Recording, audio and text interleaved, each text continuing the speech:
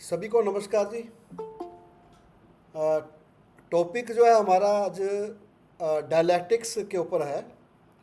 और मैंने इसके साथ एक शब्द और जोड़ा हुआ है, द चेंज। और ऊपर जो है वो है इंट्रोड्यूसिंग, यानी कि हम इसकी एक किस्म से क्या करेंगे, इंट्रोडक्शन है हमारी इसके साथ। ये शब्द जो है डायलैक्टिक्स, हम भारत के अंदर इसके लिए एक शब्द हम लगाते हैं, द्वंद्व। और इसलिए जो है हम इस शब्द के साथ बहुत ज़्यादा कंफ्यूज होते हैं, मेरा ये मानना है। डायलैक्टिक्स को जब हम द्वंद्व के साथ जोड़ते हैं तो एक किस्म से एक कन्फ्यूज़न पैदा हो जाती है। लेकिन जब हम डायलैक्टिक्स को चेंज के साथ देखते हैं, जिसको हम ये बोलें कि हमारा परिवर्तन, बदलाव, तो हम इसको जल्दी डायलैक्टिक्स को पकड़ पाएंगे और इसको समझ पाएंगे कि डायलैक्टिक्स है क्या चीज़ और हम इसको कैसे समझें।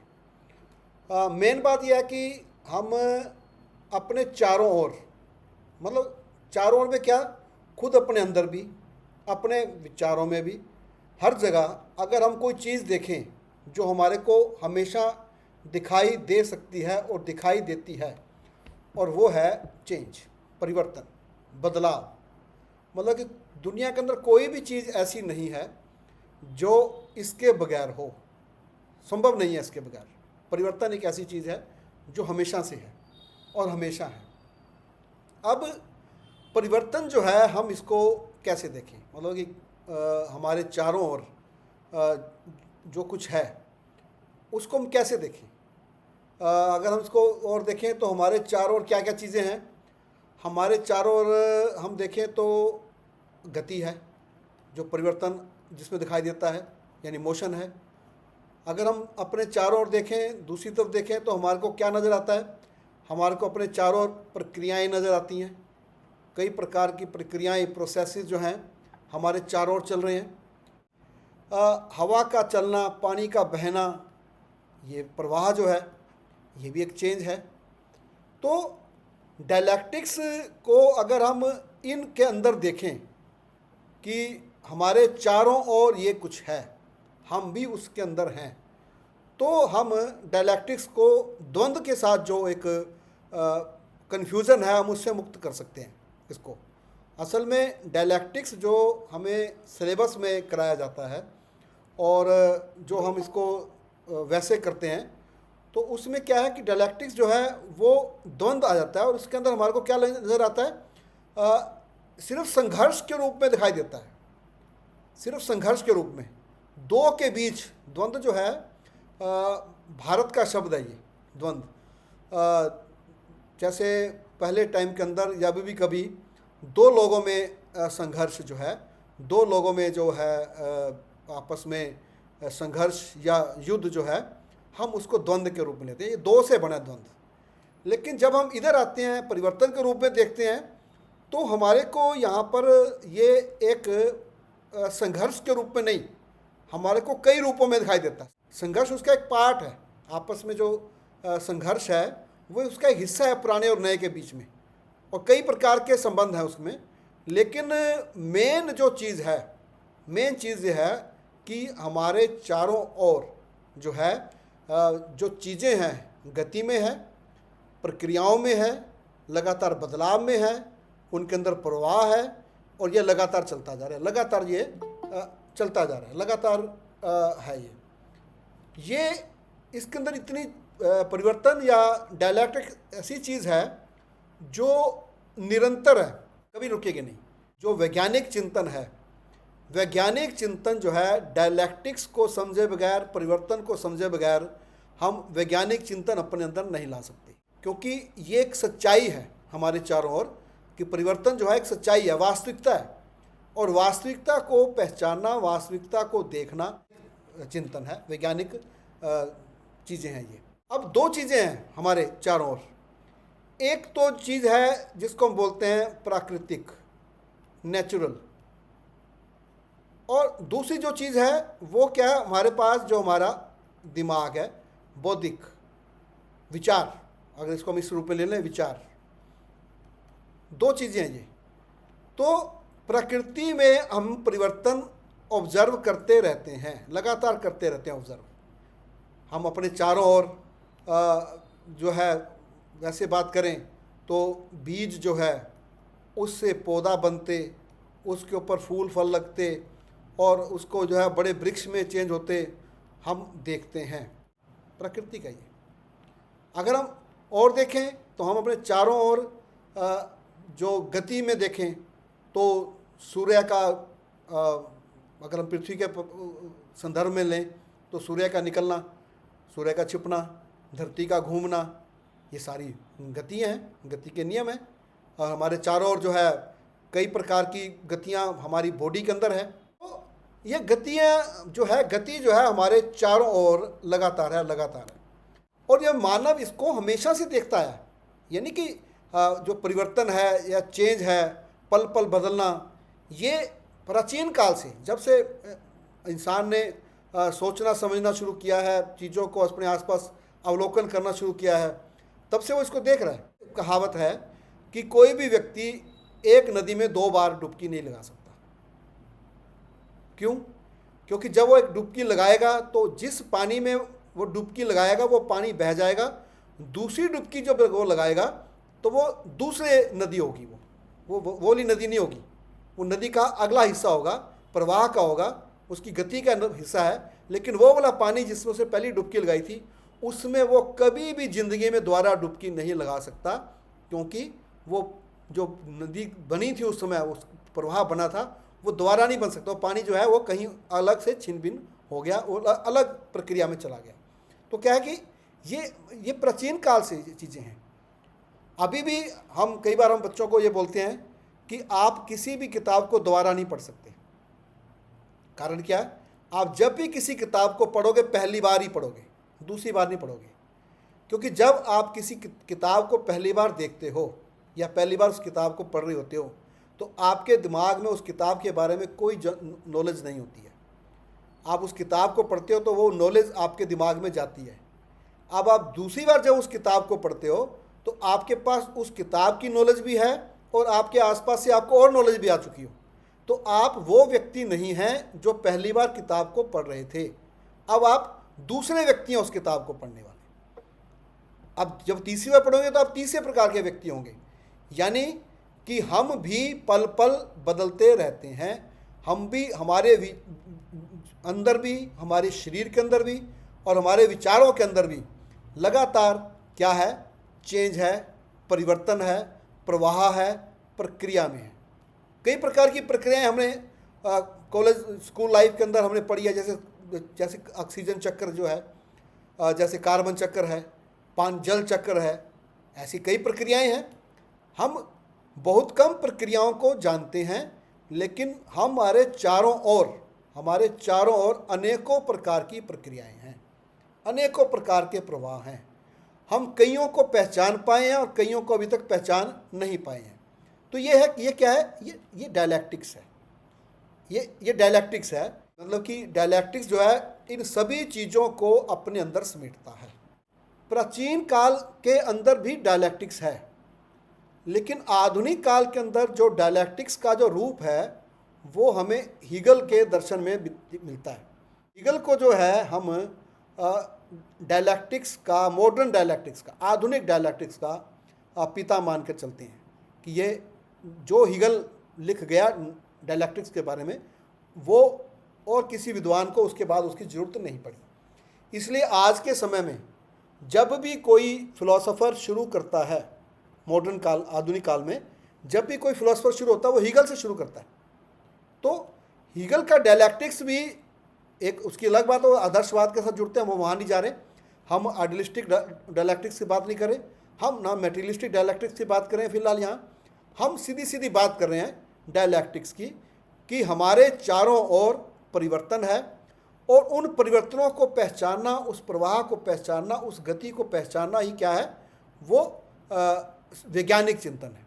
यानी कि हम चेंज को समझे बगैर, चेंज को माने बगैर कि चेंज होता है, हम अपना वैज्ञानिक चिंतन अपने अंदर नहीं ला सकते। ये जो चेंजेस हैं ये बीच में कई बार ये स्टेप्स ले लेती हैं, चरण बन जाते हैं, इसके स्टेजेस बन जाती हैं इनकी।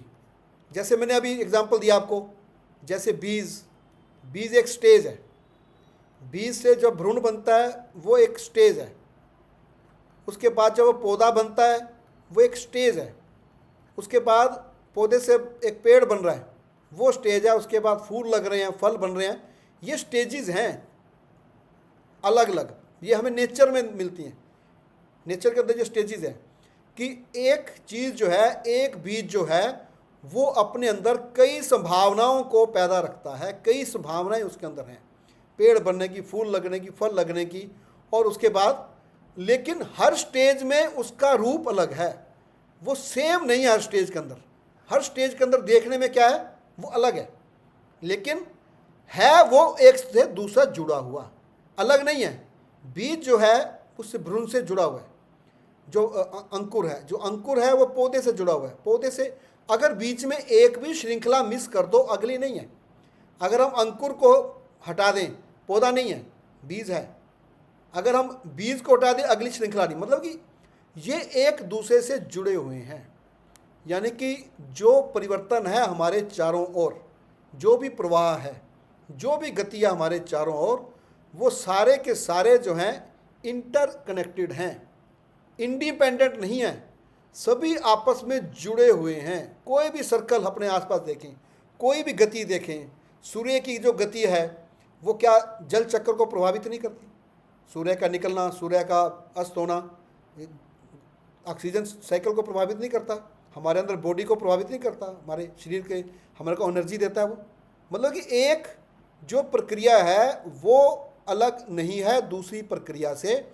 सभी के आपस में जो संबंध हैं वो दोहरे संबंध नहीं है, उनके बीच में दो, हम कहें कि द्वंद्व है, दोहरे संबंध नहीं है, उनके बीच में अनंत संबंध है।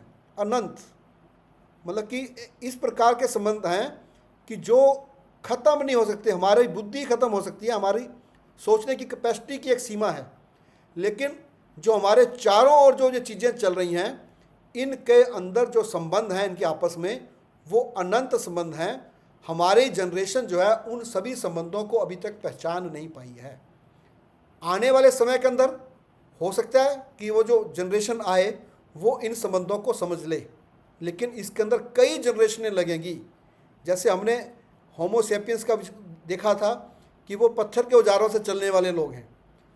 अगर उन लोगों की कल्पना जो है वो आज तक नहीं आ सकती थी। एक सीधी बात है कि पत्थर के औजार वाले व्यक्ति, उनके जो कल्पना में कंप्यूटर या एआई ये नहीं आ सकते थे, ये गैजेट्स नहीं आ सकते थे, उनके तो कॉन्सेप्ट में बिजली भी नहीं आ सकती थी। उसी प्रकार आज जो हमारा जो व्यक्ति है, आज का जो मानव है, उसके कॉन्सेप्ट में, उसकी कल्पना में 100 साल बाद, 150 साल बाद जो चीज़ें होने वाली हैं या जो चीज़ें मानव समझने वाला है, उनका उपयोग करने वाला है, उसकी कल्पना में नहीं आ सकती। ये सीधी बात है। इस बात को हमें समझना पड़ेगा कि हम जो हैं जो जनरेशन है हमारी, वो अभी ज्ञान के क्षेत्र में उस लेवल पे नहीं है जो इन सभी संबंधों को समझे। लेकिन हमें एक बात यहाँ पे समझनी पड़ेगी कि सभी संबंधों में, सभी प्रक्रियाओं में, सभी गतियों में, सभी परिवर्तनों में आपसी संबंध है, बिना संबंध के ये नहीं। अब आगे हम देखें तो अपने चारों ओर जो चीज़ें हैं, इसको मैंने यहाँ पे इनडेफिनेट होल बताया है कि हमारे चारों ओर जो चीज़ें हैं वो असीमित है। अगर हम पूरी दुनिया को लगा के चलें, वो चीज़ भी जिसको हम जानते हैं, वो चीज़ भी जिसको हम नहीं जानते हैं। हमारे नॉलेज के अंदर चीज़ें कम है और हम जिनके बारे में नहीं जानते वो बहुत सारी चीज़ें हैं। और जिन चीज़ों को हम जानते हैं या जो देखते हैं वो क्या है, वो रिज़ल्ट हैं, वो रिज़ल्ट हैं।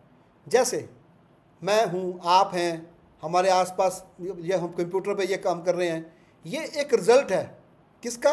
एक प्रोसेस का, एक प्रोसेस का। आज से 10 साल पहले, 20 साल पहले कि अगर हम अपनी फ़ोटो निकालें तो वो फ़ोटो आज की फ़ोटो से मेल नहीं खाती, वो अलग होगी। अगर हम और पीछे चले जाएं तो और अलग होगी। जिस समय मेरा नाम रखा गया, मेरा जन्म हुआ और मेरा नाम रखा गया, तो उस समय की शक्ल में और मेरी शक्ल में आज पहचान नहीं सकेंगे कि वही वही व्यक्ति है। लेकिन हम एक प्रक्रिया के एक रिज़ल्ट हैं। लेकिन ये रिज़ल्ट जो है ये फाइनल नहीं है, ये अंतिम नहीं है, फाइनल नहीं है ये, उसके साथ भी प्रोसेस जुड़ा हुआ है। अगर 10 साल बाद हमारी फिर से फ़ोटो देखी जाएगी या 10 साल के बाद हमें फिर देखा जाएगा, तो वो हम आज की फ़ोटो से मेल नहीं खा रहे होंगे। क्यों? प्रोसेसेस चल रहे हैं। इसी प्रकार से हर चीज़ के अंदर है। जो दुनिया आज हम पहुँचे हैं, जिस दुनिया में, वो बहुत सारी प्रक्रियाओं का रिज़ल्ट है। हम यहाँ पे मानव समाज की बात कर रहे हैं और वो प्रोसेस चल रहा है अभी।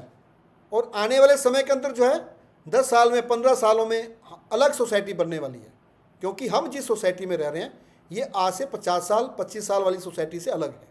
तो ये क्या है? ये प्रोसेस जो है, अगर हम इसको इनडेफिनेट होल माने कि सारा कुछ अपने जो चारों तरफ है, अगर उसको पूर्ण माने, तो पूर्ण में से हम कुछ ही जिन चीज़ों को हम पहचानते हैं, जिनको हम जानते हैं, वो एक रिज़ल्ट का परिणाम है।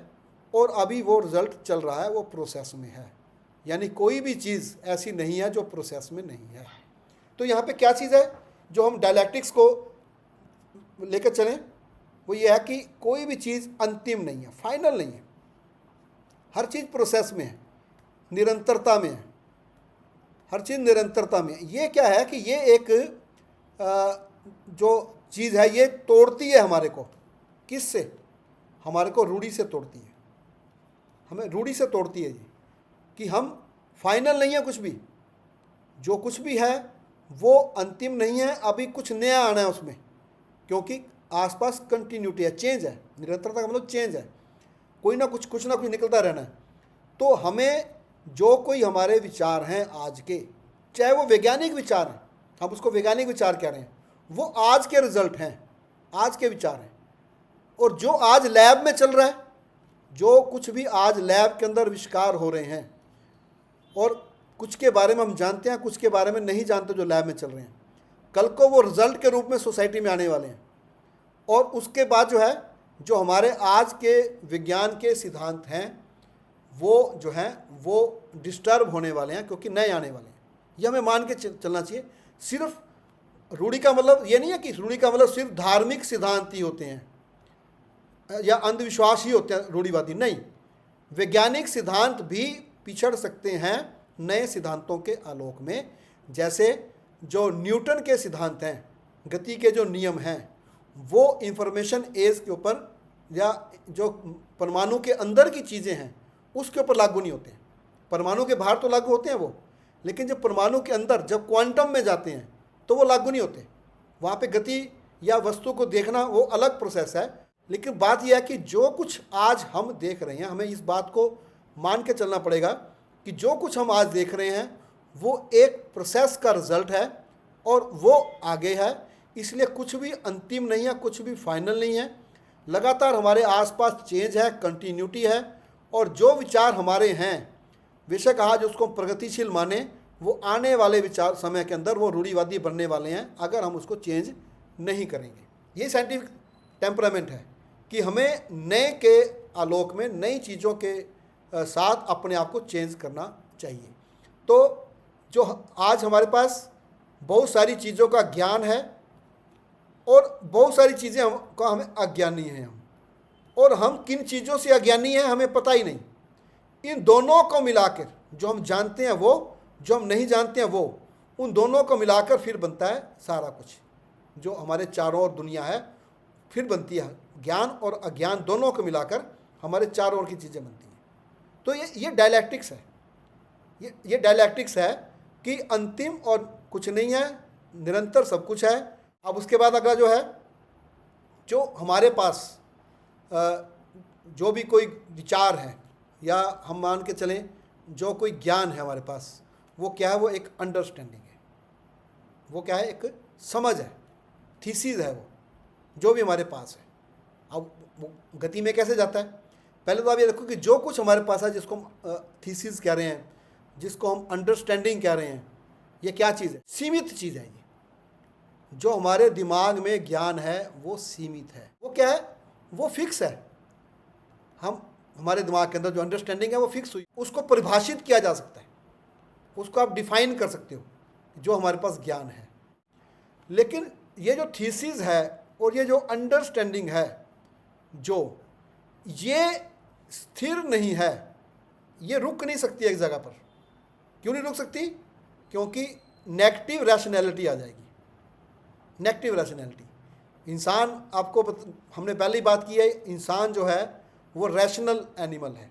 उसका जो दिमाग है या उसका जो मन है वो लगातार रैशनल या अपने आसपास से लॉजिक या जो भी चीज़ है उससे अपनी समझ बनाता रहता है। पिछली क्लास में हमने इसकी चर्चा की थी। वो थोड़ी सी नॉलेज से भी समझ बना लेता है, पूरी नॉलेज नहीं है, हमारे को पूरा ज्ञान नहीं है चीज़ों का भी, लेकिन हम अपने आप को पूरी दुनिया के समझदार की समझ बनाई हुई है हमने कि दुनिया कैसे वर्क करती है। तो ये इंसान का गुण है, ये मन का गुण है। तो क्या होता है कि जो ज्ञान हमारे दिमाग में है, जिसको हमने पिछले उसमें थीसिस बोला, अंडरस्टैंडिंग बोला, उसके खिलाफ या उसके साथ नई चीज़ें आती रहती हैं, उसको हम क्या बोल रहे हैं? नेगेटिव रैशनैलिटी, एंटी थीसिस को बोलते हैं। थीसिस का विरोध, तो ये पूरा विरोध नहीं है, लेकिन नए तर्क, नई समझ जो है उसके अंदर आनी शुरू हो जाती है, उसके अंदर आती रहती है, तो नेगेटिव रैशनैलिटी आती है। ये नेगेटिव रैशनैलिटी क्या करती है? जो चीज़ें पहले हमारे दिमाग में फिक्स थी, अब वो टूट जाती हैं, टूटती हैं वो। क्यों? क्योंकि अब नई चीज़ आ गई। और हमारे दिमाग के अंदर, यहाँ चेतना की बात हो रही है, हमारे दिमाग के अंदर एक विशेषता है, जब हम नई चीज़ सीख लेते हैं तो पुरानी को भूल जाते हैं। पुरानी जो है छुप जाती है दिमाग में, होती दिमाग में है लेकिन वो छुप जाती है, हम उसका प्रयोग नहीं करते, वो दिमाग में फिर नीचे की तहों में चली जाती है। तो जो चीज़ें थीसिस के समय फिक्स थी, एंटी थीसिस के समय, नेगेटिव रैशनैलिटी के समय वो टूट जाती हैं, वो बदलनी शुरू हो जाती हैं। अब जो चीज़ पहले हमें लगता था कि ये पूर्ण है, ये कंप्लीट है, अब वो पूर्ण नहीं लगता क्योंकि नई चीज़ आ गई, अब वो अपूर्ण लगती है। अब वो लगता है कि नहीं, अब इसके अंदर और चीज़ आएगी, और परिवर्तन होगा इसके अंदर, और बदलाव आएगा। तो हमारे विचार जो हैं, जो पहले हमारी जो अंडरस्टैंडिंग थी, जो थीसिस था, वो नए विचारों के साथ, नेगेटिव रैशनैलिटी के साथ, जो फिक्स चीज़ें थी, जो पहले पूर्ण चीज़ें थी, जिनके आधार पर हम दुनिया को देख रहे थे, हमने दुनिया की व्याख्या की हुई थी, वो टूटना शुरू होती है। इसका परिणाम क्या होता है? एक नई चीज़ आती है, पॉजिटिव रैशनैलिटी। इसको हम ऐसे भी ले लेते हैं, थीसिस, एंटी थीसिस और सिंथेसिस। अब क्या है पॉजिटिव रैशनैलिटी के अंदर? जो ज्ञान का जो हिस्सा, जिसको हमने अंडरस्टैंडिंग के में बोला था कि ये अंडरस्टैंडिंग है, जो ज्ञान का हिस्सा अंडरस्टैंडिंग में या थीसिस में था, लेकिन उसको नेगेटिव रैशनैलिटी ने चोट नहीं पहुंचाई, उसको तोड़ा नहीं, वो तो यहाँ बना रहेगा। लेकिन नेगेटिव रैशनैलिटी के बाद उसमें नई चीज़ें आ जाएंगी, नई चीज़ें आ जाएंगी। ये वही प्रोसेस हो गया, जैसे मैंने इनडेफिनेट होल की बात की थी कि एक पुरानी चीज़ और उसके अंदर नई चीज़, और ये क्या होगा? ये बन जाएगा एंटीथीसिस, सिंथेसिस। ये नई चीज़ बन जाएगी इंसान के अंदर, आसपास। तो क्या है कि हमारे चारों ओर जो कुछ भी है वो इस प्रोसेस में है, इस थॉट के इस प्रोसेस में है। हाँ, इनके जो अंतर संबंध हैं आपस में, जो मैंने कहा कि एक संबंध नहीं है, अनेकों संबंध हैं जो वस्तुओं के अंदर आपस में, प्रक्रियाओं में, बदलावों में। कोई भी चीज़ अकेली नहीं है। एक चीज़ हमेशा ध्यान है उसमें, डायलैक्टिक्स का रूल है, कोई भी चीज़ अकेली नहीं है कि ये एकांकी है, कुछ भी एकांकी नहीं है। अगर हम अपनी उंगली भी यहाँ हिलाते हैं तो ये उंगली यहाँ पे हिल रही है, ये अकेली नहीं हिल रही है। अगर इसके प्रभावों की गणना की जाए तो ये पूरे अंतरिक्ष के अंदर इसकी हलचल है, अकेली नहीं है ये। लेकिन अगर ये हम तब देख पाएंगे, इस चीज़ को समझ पाएंगे, जब हम इस उंगली का से जो हवा में जो परिवर्तन हुआ, उससे जो पूरा जो प्रक्रियाएं बनी सारी, अगर वो हमारे दिमाग में होंगी। अगर वो हमारे दिमाग में नहीं है तो हमें उंगली अकेली नज़र आएगी हिलती हुई, लेकिन ये जो है अकेली नज़र नहीं। अभी हम कोई भी प्रक्रिया करते हैं वो अकेली नहीं हो रही होती है, वो सारी प्रक्रियाओं को, सारी परिवर्तनों को, सारी गतियों को अपने साथ लेकर चलती है। तो इस सारे प्रोसेस को आप इस रूप में लें। एक एग्ज़ाम्पल हम ले सकते हैं। हम एग्ज़ाम्पल लेते हैं चक्र का, पहिए का। पहिया पहिया क्या है? जब घूम रहा है, साइकिल चल रही है, पहिया घूम रहा है, तो क्या होता है? वो एक बिंदु पर आ रहा होता है, एक बिंदु पर पहुंच रहा होता है, साथ ही साथ उस बिंदु को वो छोड़ भी रहा होता है। बिंदु पर पहुंचना और बिंदु को छोड़ना, ये डायलैक्टिक्स है, ये परिवर्तन है। मतलब कि हम किसी एक बिंदु पर पहुंचते हैं, और जैसे ही हम किसी बिंदु पर पहुंचते हैं, चाहे वो विचार के रूप में है, चाहे वो प्रकृति के रूप में है, किसी रूप में है, और पहुँच कर ही हम उस बिंदु को छोड़ देते हैं। हम अगले बिंदु की ओर बढ़ जाते हैं, नेक्स्ट बिंदु की ओर हो जाते हैं, और जैसे ही मैं नेक्स्ट पे पहुँचते हैं, वह नेक्स्ट पे चले जाते हैं। ये जो प्रक्रिया है, एक बिंदु पर पहुँचना और उसको छोड़ना, ये हमारे चारों ओर लगातार चलती रहती है। चारों ओर यही प्रक्रिया है। इसके बगैर दुनिया में कोई भी चीज़ नहीं है जो हम कहें कि स्थिर है, जो हमेशा रहेगी। परिवर्तन के अलावा कोई भी चीज़ जो है वो स्थिर नहीं है। तो इसी के साथ जो है मैं आपका धन्यवाद करता हूँ कि आपने बात सुनी मेरी।